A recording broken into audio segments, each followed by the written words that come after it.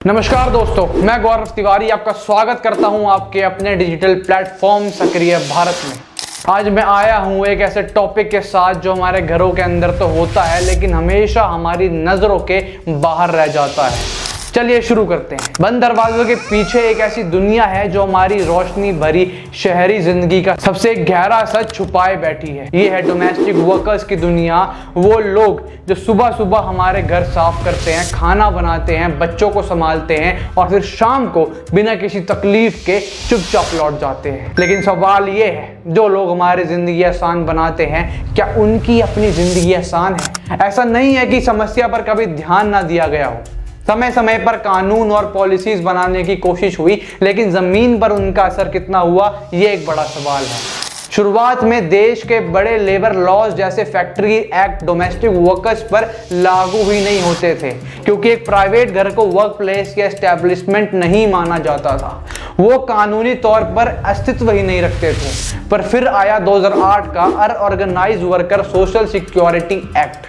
पहली बार domestic worker को veg worker के रूप में माना गया। इसने life insurance, maternity, old age जैसे बेनिफिट्स देने की बात की, लेकिन ये एक इनेबलिंग लॉ था, राइट बेस्ड नहीं। मतलब स्कीम बनाना सरकार की मर्जी थी, ड्यूटी नहीं। 2011 में इंटरनेशनल लेबर ऑर्गेनाइजेशन ने कन्वेंशन 189 अडॉप्ट किया। दुनिया भर के डोमेस्टिक वर्कर्स को minimum wage, fixed working hours, weekly off और शोषण से सुरक्षा जैसे अधिकार देने के लिए। इंडिया ने वोट तो हाँ में कर दिया, लेकिन आज तक इसे रेक्टिफाई नहीं किया गया। मतलब इंडिया ने इसे ऑफिशियली अपनाया ही नहीं। लगभग 2010 से नेशनल पॉलिसी पर डोमेस्टिक वर्कर्स ड्राफ्ट स्टेज में है। इसमें registration, minimum wage, social security, placement agencies को रेगुलेट करने जैसे प्रस्ताव है, लेकिन 15 साल बाद भी ये सिर्फ कागजों तक सीमित है।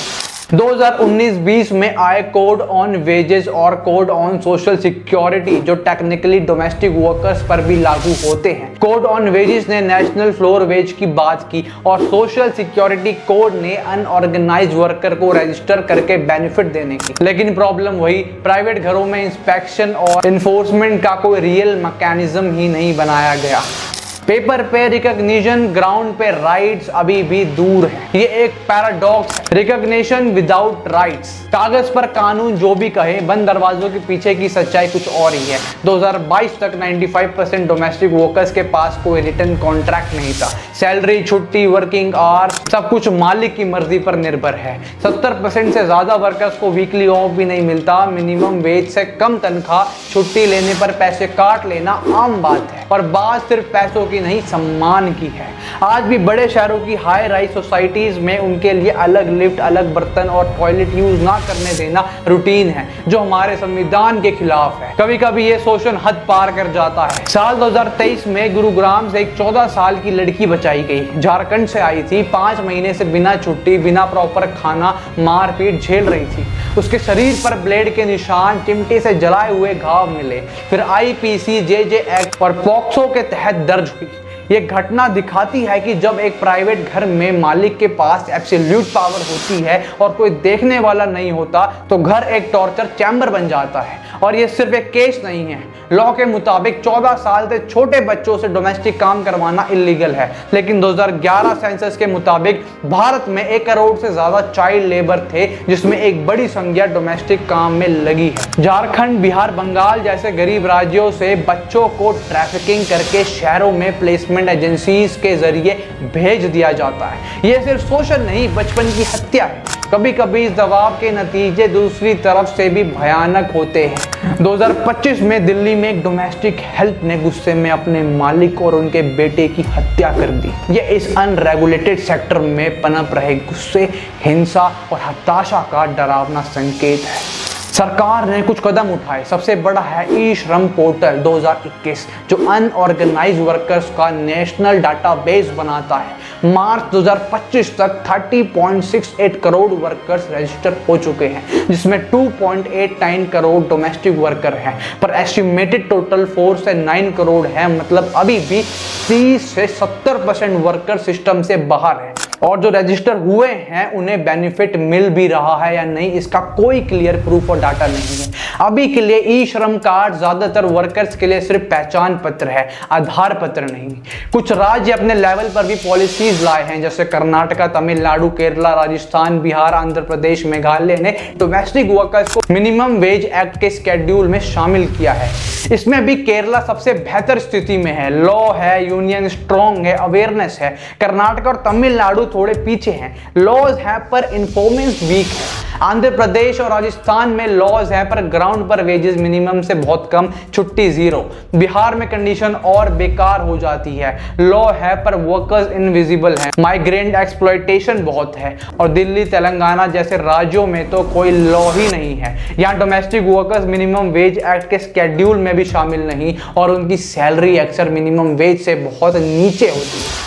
ये दिखाता है कि सरकार का फोकस अभी भी डाटा इकट्ठा करने पर है, राइट एनफोर्स करने पे नहीं। जहां सरकारी सिस्टम कमजोर पड़ता है वह एनजीओज उम्मीद की किरण बनते हैं। SEWA self employed women association 1972 से डोमेस्टिक वर्कर्स को ऑर्गेनाइज करके उन्हें कलेक्टिव बार्गेनिंग की ताकत देती है, माइक्रो फाइनेंस और इंश्योरेंस देती है। दिल्ली में उनका माई फेयर होम कैंपेन वर्कर्स और एम्प्लॉयर्स के बीच फेयर वेज चार्ट बनवाता है। फिर आता है NDWM national domestic workers movement. 1985 से राइट बेस्ड मूवमेंट चला आ रहा है, 16+ राज्यों में एक्टिव है, लेकिन aid, crisis help, skill training और एक कॉम्प्रिहेंसिव सेंटर लॉ के लिए सरकार पर प्रेशर बनाता है। बचपन बचाओ आंदोलन BBA कैलाश सत्यार्थी का ऑर्गेनाइजेशन तो चाइल्ड लेबर और ट्रैफिकिंग के खिलाफ रेड रेस्क्यू मॉडल से बच्चों को छुड़वाता है। BBA के पिटीशन के बाद ही 2006 में डोमेस्टिक चाइल्ड लेबर पर बैन लगा था। ये बच्चों को रेस्क्यू करने के बाद रिहैब सेंटर और शिक्षा की सुविधाएं भी देते हैं।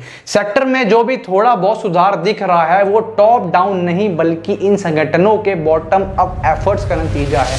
ये समस्या वक्त के साथ और भी गंभीर होती जा रही है। शहरीकरण तेजी से हो रहा है, डुअल इनकम हाउस होल्ड्स बढ़ रहे हैं, डिमांड स्काई हाई है, सप्लाई गाँव से आने वाले कमजोर माइग्रेंट वर्कर से पूरी होती है जो मजबूरन कम पैसों में काम करते हैं। ये एक इकोनॉमिक पैराडॉक्स है। ये वर्कर शहरी इकोनॉमी के रीढ़ की हड्डी है, लेकिन खुद एक्सट्रीम आर्थिक असुरक्षा में जीते।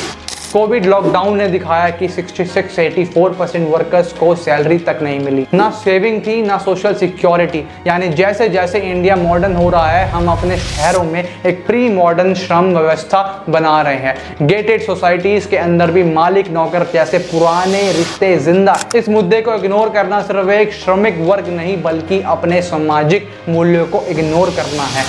आर्टिकल 14 सबको समानता का अधिकार देता है और आर्टिकल 21 सबको समानता से जीने का अधिकार देता है। जब एक डोमेस्टिक वर्कर को सही वेतन, सुरक्षा और सम्मान नहीं मिलता तो ये ह्यूमन राइट्स वायलेशन है। ये हमारे समाज का आईना है।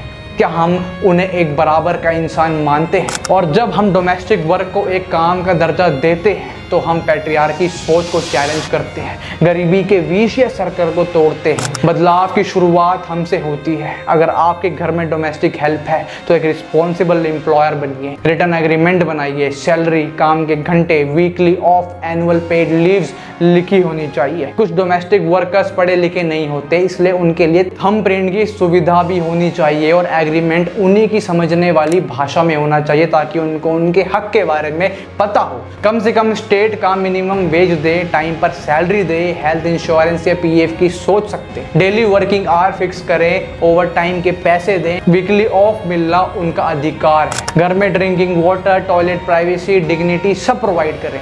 अब्यूज जीरो टॉलरेंस होना चाहिए और सबसे जरूरी उन्हें नाम से बुलाइए, नौकर नहीं।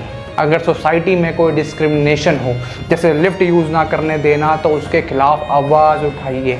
सेवा, NDWM जैसे ग्रुप को सपोर्ट करें।